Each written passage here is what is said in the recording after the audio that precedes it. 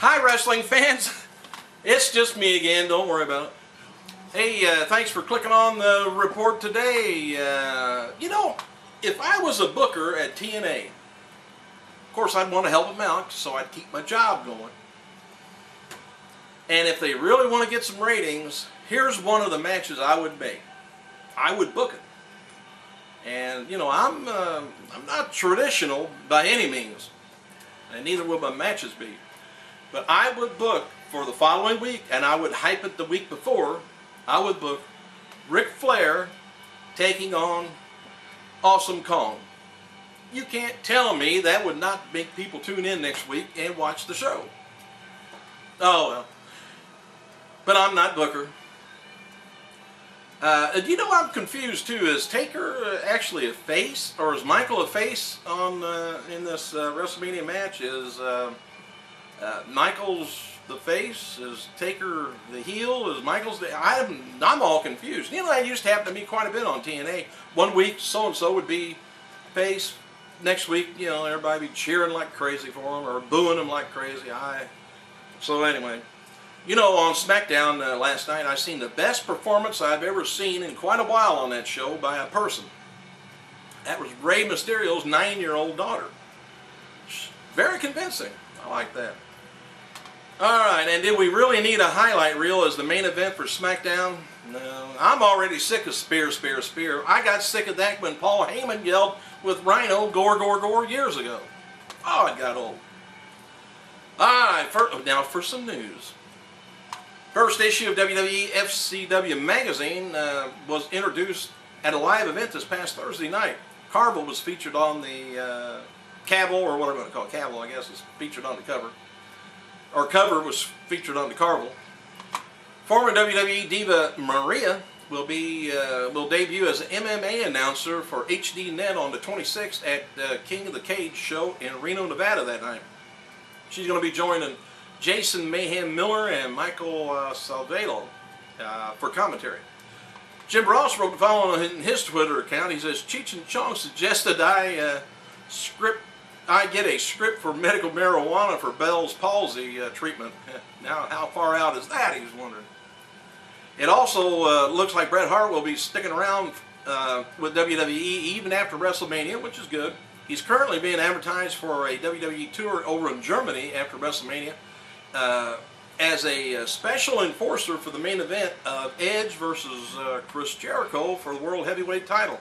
Great idea. Wrestling Observer said the wrestling legend, the great Muta, will be undergoing surgery on his right knee, I guess, real soon. And he's going to be out of action for quite a while. Muta needed surgery, but pushed it back for quite a while because he's in All Japan Pro Wrestling top draw star right now. Muta's knees have been said to be unbelievably deteriorating, I guess, condition. And this is going to be fourth surgery for Muta's right knee. Didn't hear about the left. A new beginners class will be held at WWE's FCW Developmental Territory June 21st, 2010. You must be 18 years old to sign up, and it costs $1,200. 20 applicants will be accepted in the class that runs 2 days a week for 3 months. Please make a note of it. Promos for next week's Raw. Tuesday's WWE NXT teases more about Daniel Bryan and his mentor, The Miz. The promo says this week that Bryan must prove he's awesome to The Miz. I'll be damned if I would.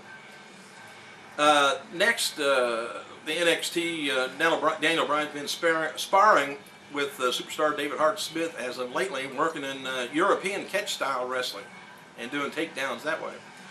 Smith's been training in this style for a few months now. He probably just wants to learn a different... It's great to learn different... I play drums. I try to mimic every drummer I can find just to learn different styles. Eve Torres, but you didn't know that, didn't you? Eve Torres and Howard Finkel, they were in Phoenix, Arizona promoting WrestleMania. Eve threw out the first pitch at yesterday's Los Angeles Dodgers spring training game. I don't know why whenever I get on here somebody's calling a call on my cell phone. Not a customer or they'd be in here. WWE's referee Justin King is on crutches after a non-wrestling accident in January that left him with multiple fractures of his leg. This past Thursday's episode of WWE Superstars scored a 0.81 with about 965,000 viewers. Replay later did a 0.22 rating with about 194,000, which I think is about what they've been doing on there. It's not been tremendous anyway. Thursday night's Impact replay on Spike TV scored a 1.0 with a rating of 1,300,000 viewers, rounded up from a 0.97. This is almost the same, exactly the same rating that they had on the Monday show. Isn't that odd? Think the same people watch Monday that watch Thursday, or do you think totally they drew in a 2.0 for Spike TV? I don't know. The name of TNA's new theme song is Change Me, written by some baby. Episode 3 of TNA Impacts will be featuring the X Division and has been moved from this coming Monday night Impact to Tuesday night. March 16th at 11 p.m. on Spike. Why Tuesday night? I don't know. And for what it's worth, Awesome Kong's profile has been removed from TNA website yesterday and then put back up later. Maybe it's a different pose. I don't know. Why didn't she dress like the beautiful people?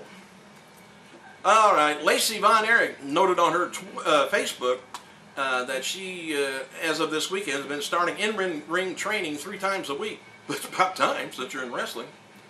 TNA recently began working a relationship with Mach 1 Wrestling and a school down in Florida that gives TNA talent a place to train. The relationship also acts as a developmental territory of sorts for the new talent. Bob Carter, Dixie Carter's father, and the man that owns TNA's parent company, was presented an award down in Dallas, Texas this week. The award goes to sportsmen who have distinguished themselves by living a life of adventure. Anyway, love for the outdoors, respect, and all that crap. Now somebody's calling on this phone. Let me see who the hell it is. That's my wife. Hang on, honey. I went somewhere and now I'm back. Didn't know it, did you? WWE Intercontinental Champion Drew McIntyre became the ninth participant for this year's WrestleMania's Money in the Bank match on last night's SmackDown, defeating a local independent wrestler, Aaron Bolo. 10th and final participant will be determined on next week's Raw. Probably going to be Kofi Kingston, I think. I don't know.